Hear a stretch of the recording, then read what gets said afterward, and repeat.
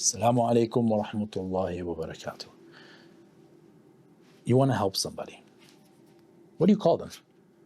Are they your mentee? Are they your client? Are they your patient? Are they your, just somebody, a buddy or whatever? With our model, Sunnah-Based Practice framework, we call them guests. Why? Because من كان يؤمن بالله واليوم الآخر فليكرم ضيافة. Whoever believes in Allah on the last day, let them treat their guest with honor. So imagine that hospitality framework.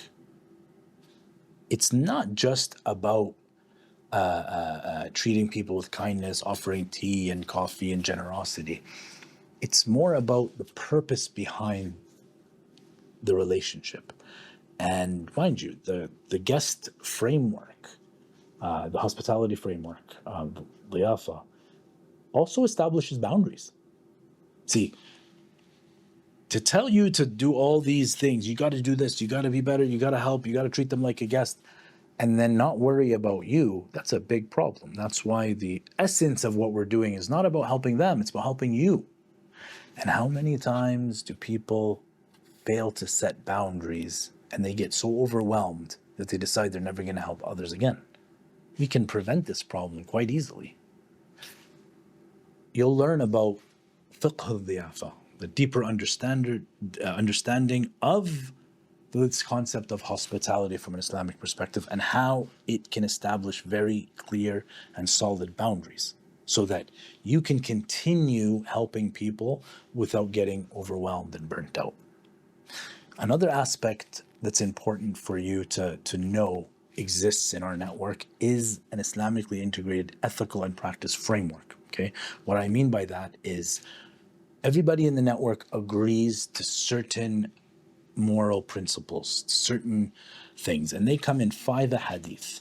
The first one, whoever believes in Allah and the last day, let them speak good or stay silent. The second one, you will not have true faith, full faith, until you love for your brother or sister what you love for yourself. Third one, verily from the perfection of a person's Islam, and husn Islam al-mar tarkahu ma la ya'ni, leaving what doesn't concern you. And the fourth one, la taghdab, don't get angry. These 4 ahadith, one of the great scholars of the past combined them and said that all good manners are derived from these 4 ahadith. I would love if you listening to this said, you know what, I really want to know how and I want to live my life according to those, then I will definitely recommend a lot of resources because we've been spending years, and every single week I find myself adding new dimensions to just these 4 hadith because truly they are the center of all akhlaq. And that's why we have a core principle, akhlaq bila nifaq. Akhlaq, these good characteristics and manners without hypocrisy. And hypocrisy comes in one hadith where the Prophet ﷺ says there's 4 symptoms to make somebody a pure hypocrite. Whoever has them all, whoever has one of them has a characteristic of hypocrisy until they abandon it. Okay?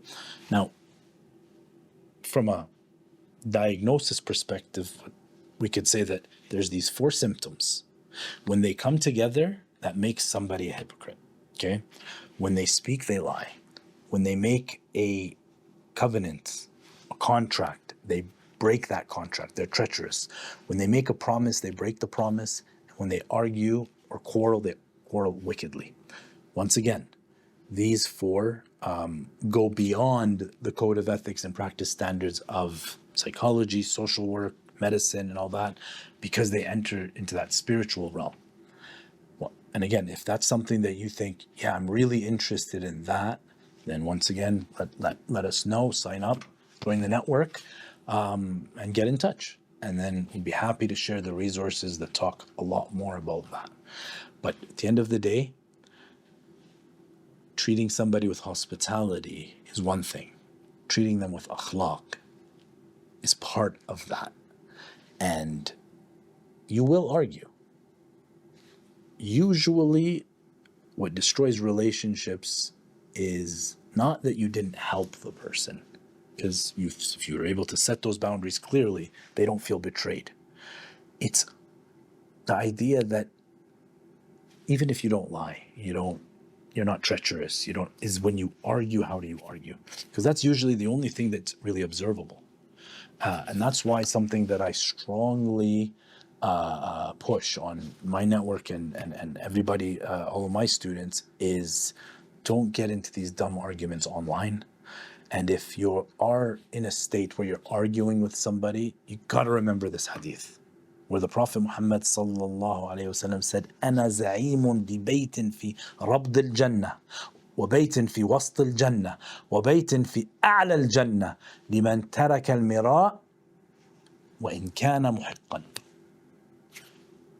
I will guarantee a house on the outskirts of paradise, a house in the middle of paradise, and a house in the highest level of paradise. For who? First and foremost, the one that gives up arguing, even if they're right. You want to get Jannah? You know that you can beat the person with the argument, but you say, you know what? Our relationship is more important. I'm just going to give up on this argument. I'm not saying that if you're in a debate club, lose the debate. That's not the point here. And I'm also not saying that if you're debating somebody, some treacherous person or some oppressor, that's a totally different story. I'm talking about the people that you love, the people that you're helping, especially. If you're helping somebody and that argument happens, try to kill that argument as quick as possible. The second thing that the Prophet Muhammad says, whoever gives up lying, even in jest. So the whole idea of don't lie, even if it's just a joke. Remember when we were kids and we'd tell jokes and we'd be called out on it, say, "Oh, are you lying?" No, I'm just joking. Even if in joking, you should still tell the truth. And whoever makes his character excellent, you want the highest level of Jannah? Work on your Akhlaq. How to work on your Akhlaq? Love for others what you love for yourself. Don't get angry. Leave what doesn't concern you. And speak good or stay silent. As you join us more, you'll start seeing how these essential pillars of Akhlaq, they apply to everything we do in practice. And I ask Allah subhanahu wa ta'ala to make you amongst the people that get the highest level of Jannah. And inshallah, if it's possible for us to help you in that, we really want to know and we really want to get started. Jazakumullah khair. Assalamu alaikum wa rahmatullahi wa barakatuh.